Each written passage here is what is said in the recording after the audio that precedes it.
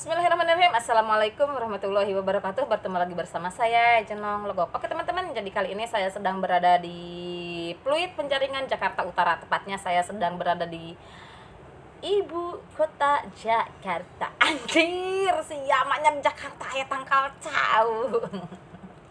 Jempek tong di beja-beja, yang penting mau orang teker di kota. Oh nyahoun orang lemur, mau orang teh ini tak kota. Oke teman-teman, dan sekarang saya masih di kandang minimalis saya di kandang murai batu, dan saya sekarang sedang beternak di sini ya. Buat kalian yang memerlukan burung murai batu, silahkan hubungi saja nomor WA saya yang saya sudah tulis di deskripsi ya, seperti itu. Dan kali ini saya mau sedikit bercerita ya pada kalian, bagaimana sih caranya agar ternak kita itu mulus dan juga bagus, semua telurnya itu menetas dengan sempurna dan tidak ada telur zong ataupun tidak ada telur kopong. Oke, kita awali saja dari pertama, kita itu menjodohkan dulu ya, karena tidak mungkin burung bertelur tanpa berjodoh dulu ya, seperti itu ya. Maaf, saya tidak ada maksud untuk menggurui dan saya juga tidak ada maksud untuk memasteri, dikarenakan di sini saya itu hanya sekedar sharing saja kepada teman-teman semuanya ya. Kalau dulu saya awal-awal punya burung murai batu itu dikasih, kata akang, katanya itu dikasih, katanya dari temennya ya. Atau udah lalaki ya, namanya juga lalaki mah pandai berdosa tak. Jangan terlalu membodohi perempuan. Atau udah kita juga mana ada yang percaya, ada yang ngasih burung murai batu satu jodoh, atau udah benikot asa kemalinaan ya, seperti itu kabina-bina teh waduh. Dia itu katanya berawal dari dikasih dari temennya itu satu pasang yang sudah berjodoh. Apakah saya harus percaya? Harus, Nong. Kamu harus percaya. Kamu teh pura-pura belegung aja, pura-pura bodoh aja ya. Barangkali aja ada yang sama, ibu-ibu yang nasibnya sama seperti saya. Kalau para bapak-bapak punya burung itu dikasih dari tetangga atau teman terdekatnya, seperti itu. Aing jadi hayang seri jadi gararetek, ada yang kira oge lebareng itu goblok kebon teh. Oke, jadi pertama-tama saya biasanya menjodohkan murai batu itu, kalau kalian punya burung murai batu itu yang ceweannya, dan yang cowoknya saya mau pakai yang gacoran aja, yang setiap hari saya gunakan buat kontes, dikarenakan terahnya bagus, dia itu juara kontes. Saya mau gunakan burung itu sebagai pejantannya supaya terah atau keturunannya, genetiknya itu lebih bagus dari yang biasanya ya, seperti itu. Bagus itu juga tidak apa-apa. Bagaimana caranya? Ini ada trik tertentu buat burung yang memang awalnya itu burung gacoran, kemudian kita alih fungsikan menjadi burung ternakan ya, seperti itu. Kalau burung yang tadinya gacoran dialih fungsikan menjadi burung ternakan, biasanya itu dia itu yang tadinya gacor dordar gelap dordoran tiap hari ya, tiap pagi setiap diembunkan dia itu mengeluarkan isiannya, melodi yang terlantun itu bagus dari awal sampai akhir, itu dia mampu menyelesaikan semua performanya. Tapi pas setelah beternak, kenapa burung murai saya menjadi suaranya itu menjadi kurang gacor dan juga ngedown seperti itu? Itu dikarenakan burung murai batu itu kalau kita ternakan, yang cowoknya itu harus diturunkan dulu birahinya, karena ada kasus teman saya yang membeli burung murai batu ceweannya yang terahnya bagus, dia itu sudah mempunyai sertifikat dengan harga 2 juta. Itu sudah sangat mahal sekali kalau menurut saya untuk burung murai batu yang cewean, yang indukan, dia beli 2 juta. Kemudian dia langsung menjodohkannya dengan burung gacoran kepunyaan dia setiap hari. Bukan burung kepunyaan dianya, burung murai batu kepunyaan dia. Kemudian dia jodohkan seperti itu. Setelah dijodohkan, hanya selang waktu 2 jam burung yang perempuannya itu mati ya. Dikarenakan apa? Dikarenakan dia itu langsung dimasukkan ke kandang dua-duanya tanpa ada proses adaptasi. Dia langsung menjodohkannya dan terjadilah pertengkaran yang sangat hebat. Bukan berjodoh, itu mah bukan tapi pertengkaran. Jadi dia itu diadu, bahasa sininya, kalau bahasa Sundanya mah, jadi dia itu berantem cut dan dia itu emang belum paham tentang peternakan. Jadi dia tadi didiemin, mungkin dia itu lagi berjodoh katanya teh, mungkin dia itu lagi kawin, mungkin dia itu. Dan pada akhirnya hanya selang waktu 2 jam burung yang perempuannya itu ngalempreh atau dia itu pingsan, kelenger, dan pindah alam, dari alam dunia ke alam akhirat, alam baka dari almarhum menjadi almarhumah, seperti itu ya. Kalah kelangan mamah ya. Dan setelah itu dia bilang sama saya, "Nong, kenapa sih burung punya saya jadi seperti ini?" Saya bilang, kalau menjodohkan burung murai itu, yang cowoknya itu diturunkan dulu birahinya. Kalau yang dulunya 90% atau 100%, sekarang dia itu harus turun menjadi 50%. Itulah alasan kenapa saya menyayangkan burung gacoran dibuat menjadi burung peternak, dialihfungsikan. Itu sayangnya. Jadi dia itu birahinya diturunkan, jelek, seperti itu. Jadi yang harus gede birahi itu wanita ya. Ada aing jadi ngomong-ngomong birahi anjir, baingan cek abah baheula Risia gadak jaga mau jadi apa, Nong. Aku bilang aku mau bisnis birahi. Ya memang saya sekarang jadi pembisnis birahi seperti ini. Dan akhirnya saya memutuskan untuk menurunkan dulu birahinya, karena sama teman-teman saya juga kalau mau menternakan itu diturunkan dulu birahinya dengan cara dimandikan sore, itu untuk menurunkan birahi, filter dan juga emosinya. Jadi jadi dia itu emosinya kurang, filternya juga kurang, dan dia birahinya juga kurang. Kalau dia masih tinggi birahi, filter dan emosinya, akan terjadi hal-hal yang seperti tadi, hal-hal yang tidak kita inginkan. Jadi dia itu menganggap si ceweknya itu bukan teman hidupnya, bukan jodohnya. Jadi dia menganggap si cewek itu mau mengambil daerah kekuasaan dia, dikarenakan kan burung murai itu burung petarung, burung filter ya, seperti itu. Jadi kalau barengit aing kebon mah.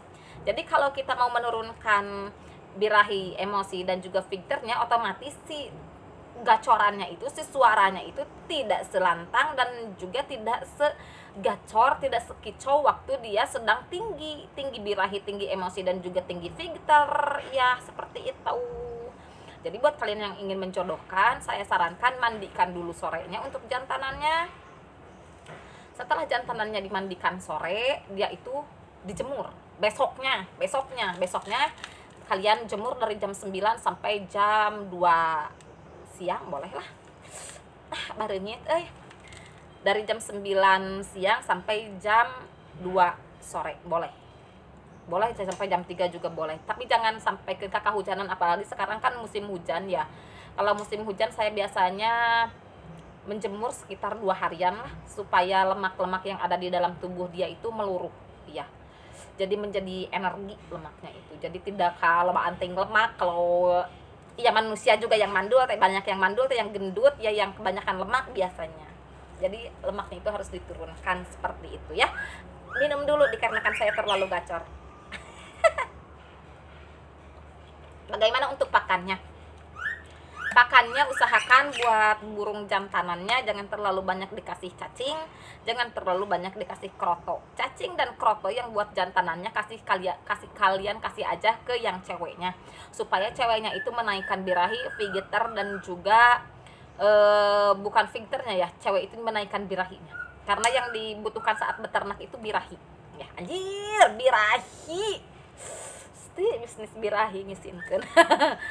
Jadi gunanya cacing tanah itu untuk menaikkan birahi pada si cewekannya, dan gunanya kroto itu supaya si cewekannya itu telurnya itu bagus semuanya, itu jadi sel-sel telurnya itu bagus semuanya dibuahi, dan tidak ada telur kosong, tidak ada telur zong, dan tidak ada telur kopong. Jadi semuanya akan menetas sempurna hanya dengan bantuan pakan-pakan alami extra fooding yang mengandung padat gizi dan penuh nutrisi seperti kroto dan cacing tanah.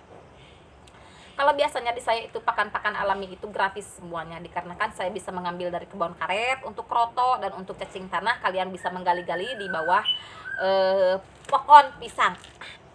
Seerengit banyak nyamuk di Jakarta juga ya.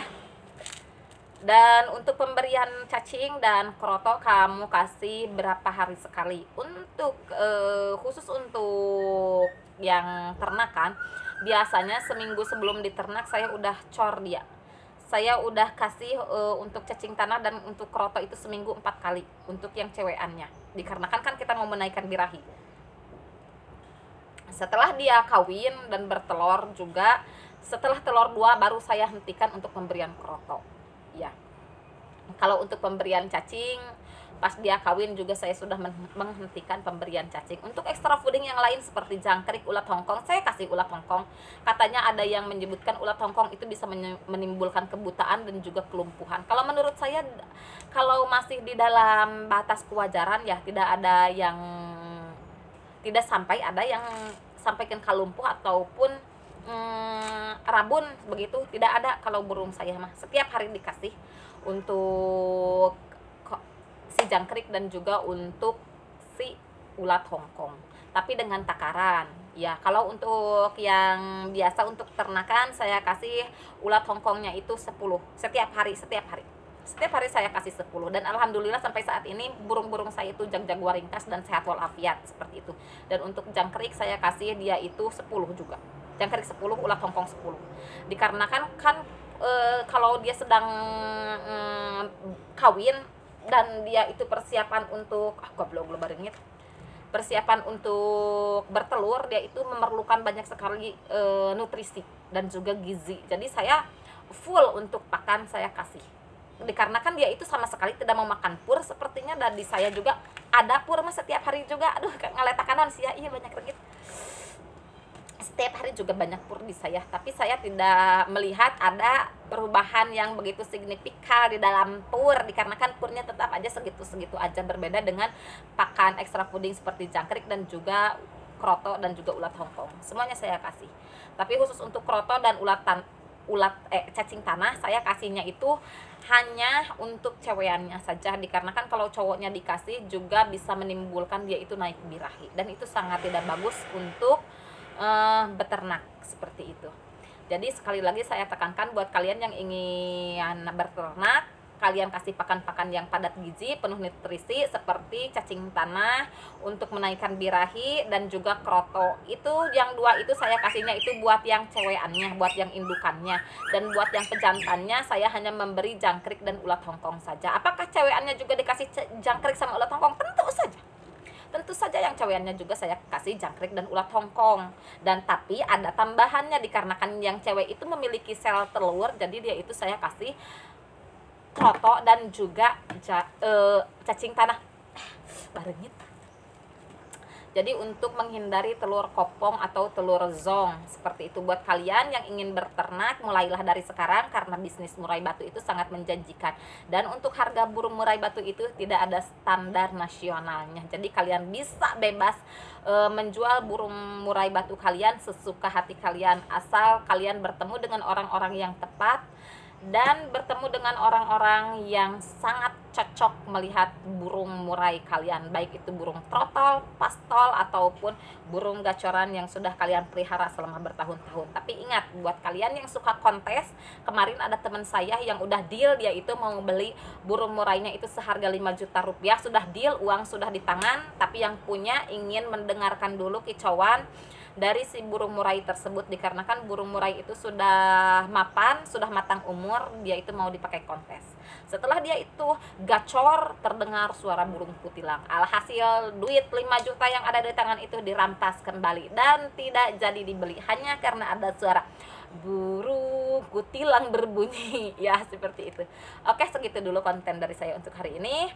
Mohon maaf bila ada kesalahan, dan mohon maaf juga bila ada kekurangan. Buat kalian yang ingin berternak, jangan lupa menurunkan birahi yang pria dan menaikkan birahi yang wanita. Jadi yang harus menggayat pertama itu yang wanita, yang harus pertama kedap-kedip, yang harus pertama huat-huit itu wanita. Ya, dikarenakan wanita itu memiliki sel telur, dan sel telur itu sangat bagus sekali.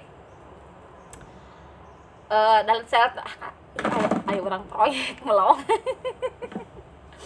Dan si sel telur itu perlu dibuahi supaya menjadi anakan yang bagus. Supaya sel telur itu dibuahi dengan sempurna, kalian itu harus memberikan pakan-pakan yang padat gizi dan penuh nutrisi seperti kroto dan cacing tanah. Cacing tanah tidak usah beli, kroto juga tidak usah beli. Kalau kalian dekat ke hutan, kalian bisa mengambilnya di tangkal nangka ya, seperti itu, atau tangkal karet. Oke, segitu dulu. Wabillahi taufiq wal hidayah. Wassalamualaikum warahmatullahi wabarakatuh.